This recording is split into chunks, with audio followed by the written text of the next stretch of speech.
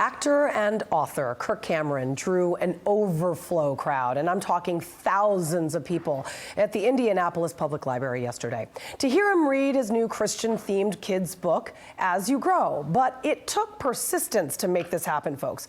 His publisher, Brave Books, says more than 50 libraries across the country actually ignored or even rejected his offers to appear. He says libraries in Indianapolis and Scarsdale, New York, where he's reading later today, changed their minds after public outcry.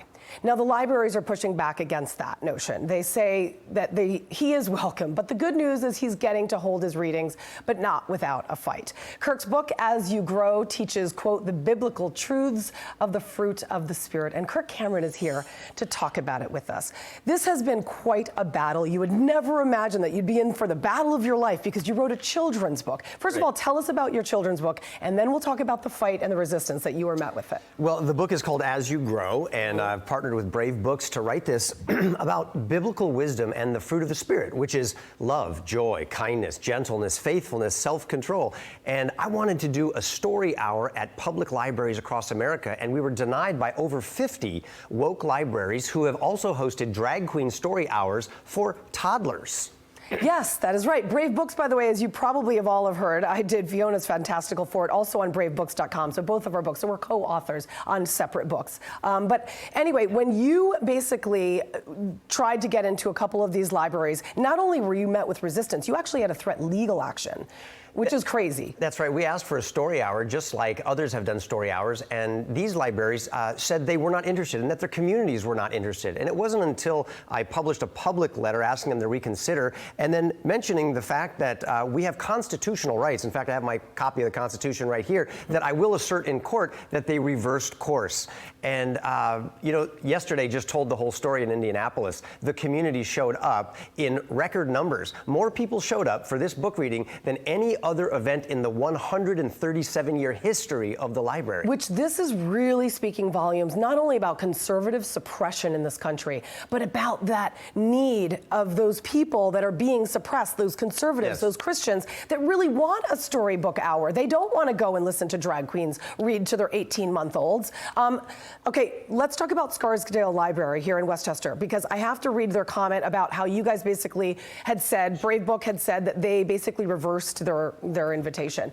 When asked to comment on the reversal in allowing Kirk to host a story hour, the director of Scarsdale Public Library had this to say: there was no reversal. In a statement, they go on to say the event is not a library-sponsored program, but rather a room rental, a meeting room rental is what they're calling it. That cannot be rejected based upon political or religious content under the First Amendment.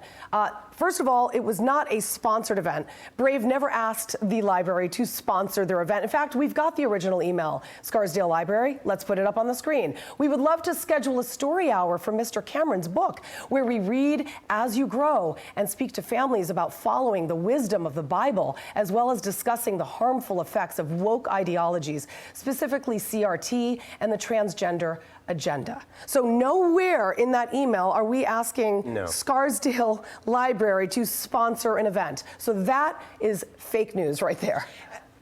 And they are sponsoring and paying for and promoting drag queen story hours for children. But we don't even get a mention on the website calendar. If you go to the website, you won't see it.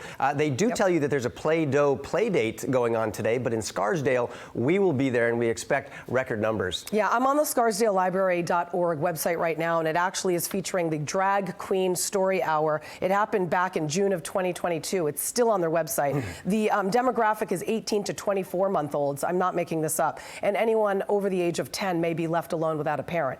But nowhere in there does it say Kirk Cameron's coming to the library this afternoon still. And you drew 2,500 people at a library in Indianapolis, the most that they've had in a library since like over 100 years. And Julie, what really excites me is that people weren't there just to hear a story. They said to us, we can't even get into the building because it's at capacity, but we want to know what can we do to support this movement. This isn't about woke libraries. I love what Samuel Adams said. He made a great beer, but he made an even better founding father. And he understood oppressive government that was destroying morals of children. And he said this, he said, it does not take a majority to prevail, but rather an irate, tireless minority keen on setting brush fires of freedom in the minds of men. And yesterday in Indianapolis, a brush fire of faith, family, and freedom was ignited. It's now spread to Scarsdale, New York, and it's moving across the country uncontained. I am so thrilled. I'm so happy for you guys. Bravebooks.com is where you can get our books. And today they have a special, actually. You get both our books for free if you subscribe at bravebooks.com. I mean, faith, family, freedom. Gee, that's so offensive. My God, the whole woke ideology is just out of control, and I'm glad that you're fighting against it as you grow. It's awesome. Thank you so much, Kirk, for coming in to talk to us today. Thanks. Great to talk with you.